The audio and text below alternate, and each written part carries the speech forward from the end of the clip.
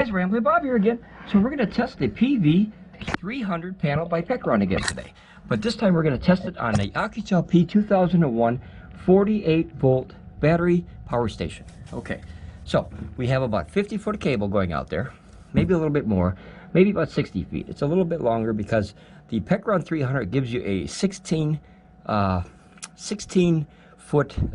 MC4 cable that comes out of it. That's heavy duty. That's very nice. So it's going to put it up probably another 10 feet or so for my normal test conditions. So we're going to plug it in here and see what kind of volts we get. Okay, so we're open voltage at 41.36. That's very solid. So the sun today is pretty decent. We're going to give it a swing here. But like I said, we're going to try it on a different system rather than the Pecron. All right, so 41.3. Okay, and then we're going to take the meter off. I like to get as much power as I can in the power station, so I always take the meter off unless I really want to test it. And now we're going to go into, now this system can only take from 12 to 48 volts, so I won't be able to do both panels in series, but I will be able to do both panels in parallel, just to kind of see what we get there. So it's coming in at about 41 volts, and we're going to see it's about 1230, so it's very good sun. A little bit of haze over the city, but that's normal. We live in a big city. And already we're getting 260, so 259, 258, 259. That'll obviously go up and down. So about 260, and then I can figure out what kind of percent we're getting off of that. So give me 1 second here. Take 330, and we're going to minus 75% of that. Okay, so about 248 watts is 75%. So we're probably in the 80s right here, 85%, somewhere in there, just to give an idea. I like percentages because it's easier for the brain to understand rather than 256 out of 330, and then you got to do the math. So we're right about 80 to 85% input on one panel on a 48. Remember, this is a 48 volt battery pack. It's different than the Pecron. The Pecron is a 24 volt battery system, where this is a 48 volt battery system. So depending on the amount of cable, now we're running 60 feet, remember, it's a lot of possibly even 65 feet of 12 gauge cable. That's a lot. So you're going to see voltage dip in there when you go to charge. And your connectors and your wires and everything. The temperature, it's about 72 degrees, so it's starting to heat up nice. It's not like the other day where it was like, I tested these in like, it was like 40 or 45 degree weather, and they put out like 704 in series for two of them. That was awesome. Actually, no, not in series. It was one on one port and one on the other port, and they came in so strong because when the weather is colder, guys, it's kind of backwards. When the weather is colder, you get more power because the panels stay cooler. It's kind of like your car. If the engine stays cooler, you get more horsepower out of that engine because it's able to cool itself down. Heat is a drawback of anything electrical or engineering. Heat is like the bad guy, if you will, of power. You know, so the more power you produce, the more heat you produce, so the more cooling you have to produce to cool down the heating, and that way the system runs more efficiently.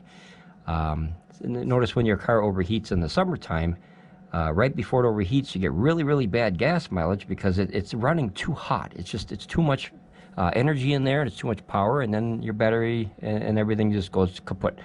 So then your car stalls over, it has to wait till it cools down, and then you always see that steam come out of that radiator. That means that the cooling system of that particular system didn't do a well enough job to keep it cool. You always see that on really hot days, guys. When it's over 100 and you're driving and you have an older car, sometimes it's those engines heat up really fast. You know, the guys in my neighborhood used to have those big muscle cars, and boy, they, you know, some of them even took off their hoods. You remember that as a kid when people used to take off the hood of their engine and leave it at home and drive around with no, and that's so they could get the air in there to cool down that darn engine, guys, because the cooling systems were not as efficient or good as they are now. So back to the panel here, we're 250 solid. So that's right above 75%. That's normal for normal conditions. 75% rated input on a solar panel is what I see as normal. You will have spikes and dips depending on obviously the cables and the connections and the birds and the bees and everything else, the planes and the fog, and if a bird pooped on your panel, all these different configurations. But this is an average, just plopped outside set of one panel to see if we can get this guy charged. Now remember, this is different than the Pecron system. The Pecron panels were made specifically for the Pecron system and not this system. So that's why I wanted to test it on this system and see how it reacted on this power station. But so we're getting that 250. Now this maxes out at 500 watt input from 12 volts to 48 volt input. It's kind of a strange configuration, but that's what Oukitel came up with. Their newer ones, I believe, are better. But this one is 12 to 48 volts up to 500 watt input, which is weird because they have 4 spaces here. But when you plug this to the wall, it actually goes up to 1100, and that's why they have the 4 space here, is for the AC charging. I believe you can do both at once, and then that would be, but that would be a lot of power. Well, we'll do that for a test for this system, but I'm pretty sure you can do the DC and the AC together. But I'll save that for another video because I don't have the cords here to test it. But all right, so now what I'm going to do is I'm going to stop the video and I'm going to run outside and I'm going to put the second PV300, the 330 watt Pecron foldable portable solar panel, and I'm going to put them in parallel. And if you don't know what parallel is, it's you take the 2 positives and you put them together, and you take the 2 negatives and put it together and put it right into the system. In series, it makes like a W, so the middles hold hands and then the positive negative are here, and these 2 are connecting, kind of making one big circuit panel, solar panel. But when they're in parallel, it's the left and a right arm, and they go together like this and then right into the system together, but they're still independent of each other. So what I'll do is I'll stop the video here, I'll put the other one on, and we'll come back and we'll see what we get. All right, guys, hang on a second. Okay, guys, part 2 of the Pecron PV300 panels, and now we have 2 of them in parallel. So we're going to turn this bad boy on here. We're going to see the voltage. So with 2 of them in parallel, now they're not in series, they're in parallel. 39.62. Okay, so we're going to see what that gets on the Oukitel P2001. All right, we got the beep. And let the voltage roll, guys. So we're looking for 500 watts. That's the max of this system can take in. It's going to bounce around a little bit because it has to get the MPPT controller configured. So it always takes a few seconds. So we're 349. Let's see, it's kind of still going here. 385. It has to kind of balance the input on both panels and then kind of, you know, sweet spot it, if you will. The MPPT controller and the BMS management, they kind of make sure that it all balances good. All right, so I'm getting 448 watts input on 2 panels, which is approximately 225 watts per panel.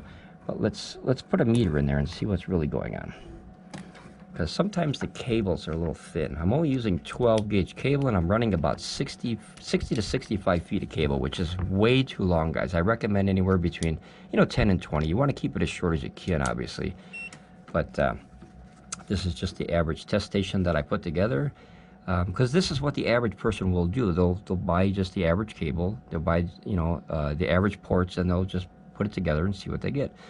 So let's see, the voltage dropped down to about 30, just under 36 volts here. 373, it's still climbing, so there's, let's see, 398. Now these 414, 430, I didn't aim these perfectly. I just kind of set them out towards the sun. So I just want to see, and then what I'll do is I'll go out there and do a soup cannons technique and see if that makes any difference. So we're about the same, 440, but notice this is why, guys, this is why. So this could bring in more power, okay, but notice that we're at 15 amps, okay, so this should be, 600, right? Well, this is the reason why it's not. This system will stop at 15 amps. It won't let any more amperage come in, so unless you put the voltage up higher, the amperage just holds. So 451 watts is probably the max that we can get on those 2 panels on this system because of the amperage. So if this was higher, if this was 45 times 15 would obviously be more. So now you're looking at your 600 watts about. So that's what's holding us back, guys, is the amperage of this board. This charging board can only pull in 15 amps. Now notice it'll sit solid as a rock at 450, 451, and that's because of the amperage. So, At least we know that if you were to get two panels like this and hook it up to a system like this and expect that 500, you're not going to get it because of the amperage of the panels in parallel is too high. If you ran these in series, which I'd love to do a test on these guys, I'm going to do another one today on the Pecron. Maybe I'll put it to this video. With those in series, and then obviously you can put this up to about 60 to 80 volts and then let those amps roll. But that's your main amperage cutoff for a lot of systems. The Oukitel has a 15 amp cutoff. It won't let any more than 15. Notice it's just a hair above 15. So once it gets to 15, it just shuts it down and says no more can come in. Kind of like controlling the influx of people at a, like say a baseball game. You know, you control the flow so it doesn't get over amount of people looking for seats. You kind of let them, you know, the entrance of a freeway, same. You control the entrance so the power goes in at a steady rate, and that's your steady rate of 15 amps. So that is the absolute most you're going to get, and that's 461 true watts, and that's 450 to 451's converted watts to 48 volt system. What I'll do now is I'm getting 1,000 watts in my Pecron right now from my 1,200 watts of solar, so it's a pretty decent solar day. So what I'm going to do is I'm going to unhook this one, and I'm going to put this one into the Pecron in series. Oh, actually, you know what? I'll do a few tests on there. Since I'm here, I'll do a few tests on there. I'll do one by itself. I'll do one by itself, and then one by itself in another port. So two on, you know, each one on one port, one on the next port. I'll do two in parallel on one port, and then I'll do two in series on one port, and we'll see what that all does. But this is the most you're going to gain out of this system and those panels because of that 15 amp cutoff, guys. So now we have the absolute perfect conditions for this system with those panels. That's the absolute most that you're going to gain out of there, and only because it's being throttled at 15 amps. All right, guys, I'll be back. I'll do another one on the Pecron system. All right, hang on. Okay, guys, we're back again, and now we're with the Pecron system, the E2000 LFP. This is the two panels in parallel of the PV300. So we're going to put those bad boys into there like that, and we're going to plug that into, well, actually, wait a minute, because I want to keep track of all the numbers and everything. That's kind of the whole point of a test, is to get those numbers. Those numbers are gold, you know. Okay, so we have a live system here at about 39.7 volts. I round it up, it's actually 69, but I just do 70 because it's easier for your brain to remember that. Then I'm going to put this over the top of here, and we're going to see if we can drape this down somewhere. Maybe there. Oh, this is going to be tough, guys. All right. I don't know if you can see that. All right, so we're going to put it on number one. We're going to put it on port number one. It doesn't matter which port you put it on, guys, but, and then you know what, I'll just try to hold this if I can. Doing these tests is pretty tough. It's pretty tough. Hopefully you can see that.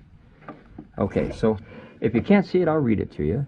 So that's the two panels in parallel together, not series. It's parallel. It's where the positives of both of them go together and the negatives of both go together. And we're pulling at about 444. It's still kind of ramping up a little bit there. And then we'll see.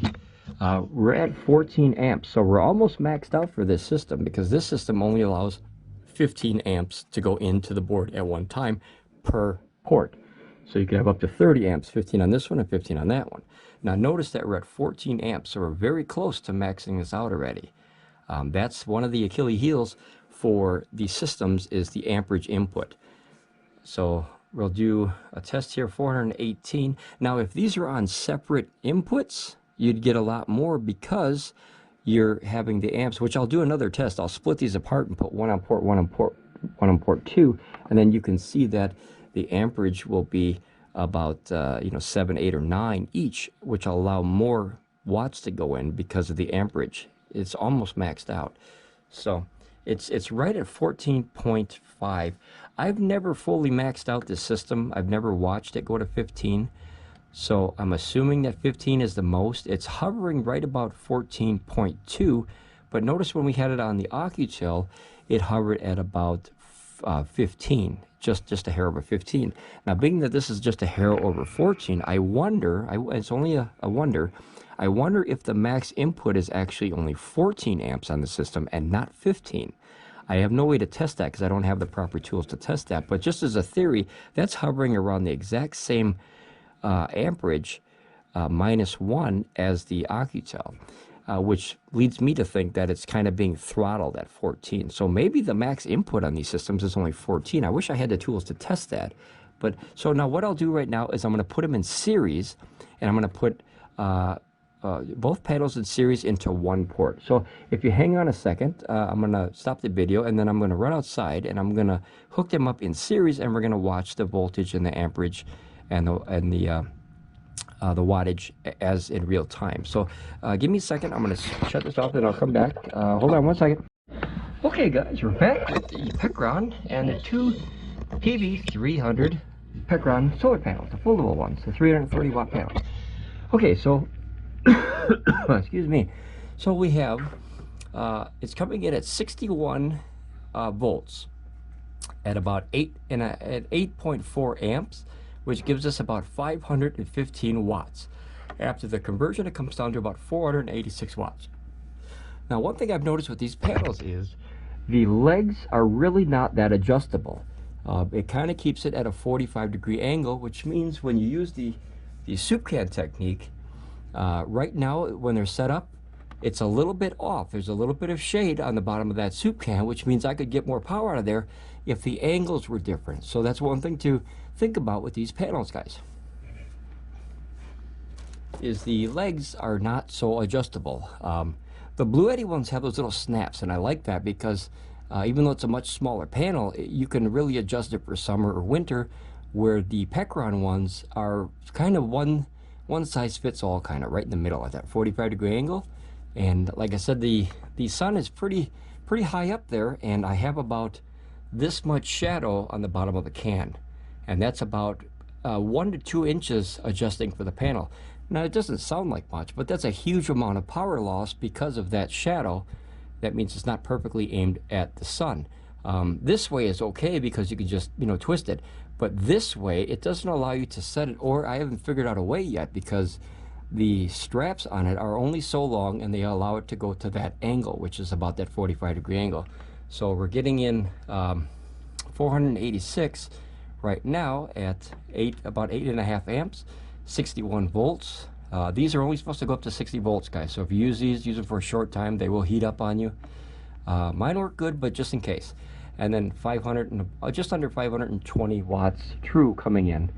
And I believe these panels can do better, but I really haven't found a way to set them up on a better angle because of the legs. So if Pecron could implement something where, like Bluetti has those snaps, I really like that, because that way you can change it for the time of the season. So the first test that I did on these, I did them, I want to say about a month ago or so, and it was much colder. It's almost 80 degrees today. It's getting warm out there. It was only about 49 degrees when I first tested it, and if you remember, a month ago is a huge difference as far as the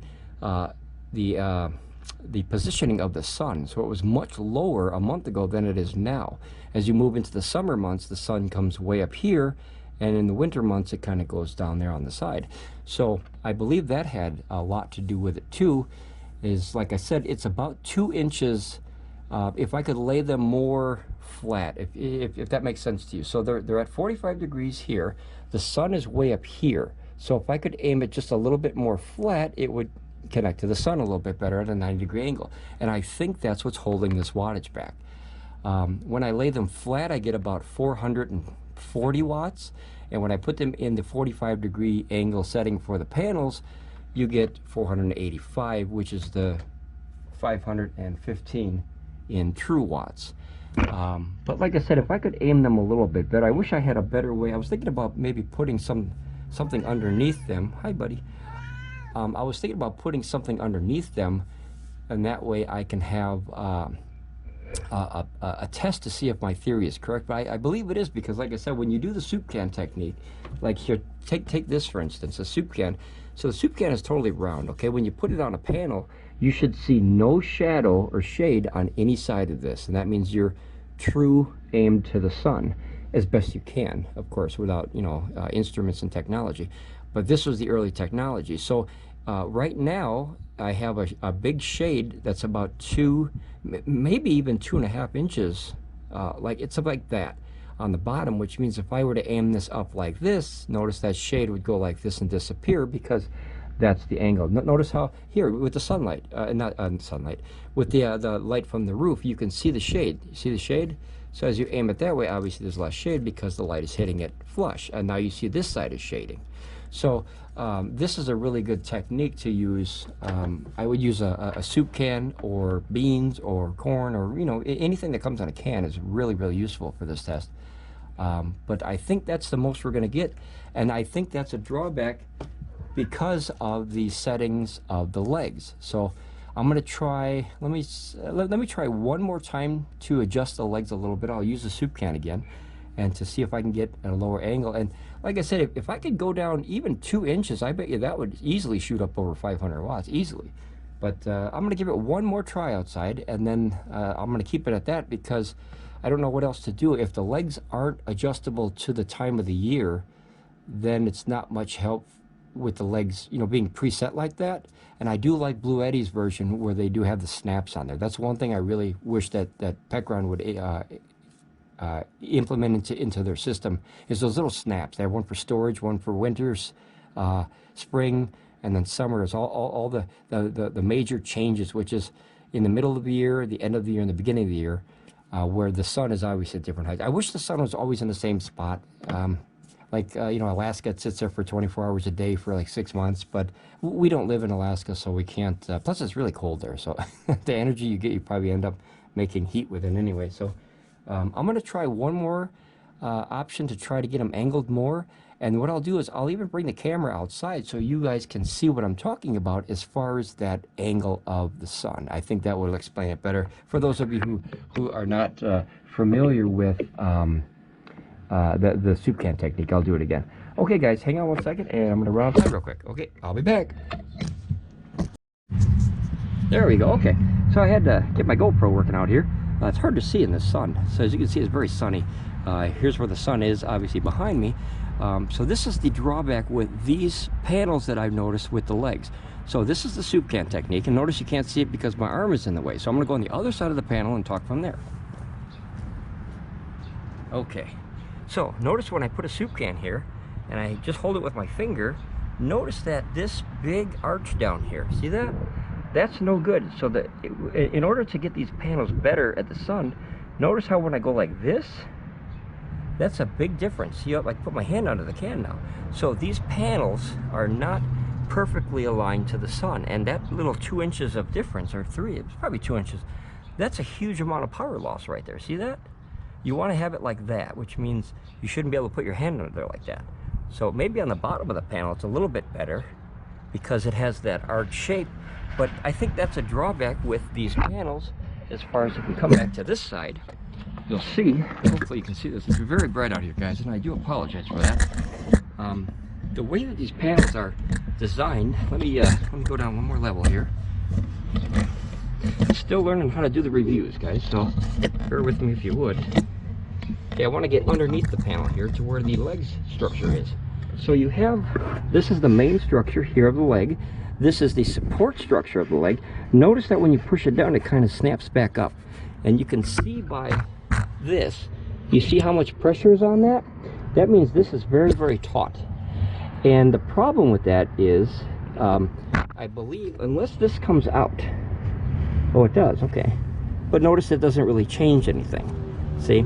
So you're kind of preset at that angle, which leaves you at about a 45-degree angle, which gives you that soup can technique. So, like, if I set it on the ground here, you'll kind of see. When you put a soup can on the ground, you see that? The shadow is no good. So when you have it like that, so if I were to tip it like this, just a little bit towards the sun, notice the shadow becomes the shape of the can, right? So that means that it should be on that much of an angle so you can see that. But on these panels, you have that, see that bottom part right there, see that? That's no good. So you want to have it like that. But so I guess I'll leave it at that, guys. Other than the drawback of the legs of this thing, this is a very nice panel, and I believe I got that really good power of 700 watts plus the first time because the sun is lower in the sky, and that'll definitely affect the wattage. But I don't think there's anything more that I can do with these panels. I'll try them again, but unless you find a way to angle them a little bit differently, more flat for the summertime, because that sun is really high up there, like way up here. And if you can't find a good way to angle them, you'll lose some power on these guys. So just a thought, you know. All right, guys, we'll ramble on. Be safe. I just want to put this out there for more information. Make sure that these are right or wrong for you know, you and your choice and your family and your emergency situation or whatever you have. But the legs are a little bit of a drawback here, guys. I wish that they were more adjustable. You can see they're kind of moon shaped already, but I wish that they would go down about another at least 2 or 3 inches down with the legs, and that way you can have a better angle. If I'm doing something wrong, guys, please let me know. Pecron, if you saw this video and there's a way to adjust the legs and I don't know, maybe, you know, hit me up, I guess the kids say. Let me know what I'm doing wrong with that. Otherwise, I'm getting about just under 500 watts for 2 panels in series. All right, guys, ramble on, be safe, and I'll see you again. Okay.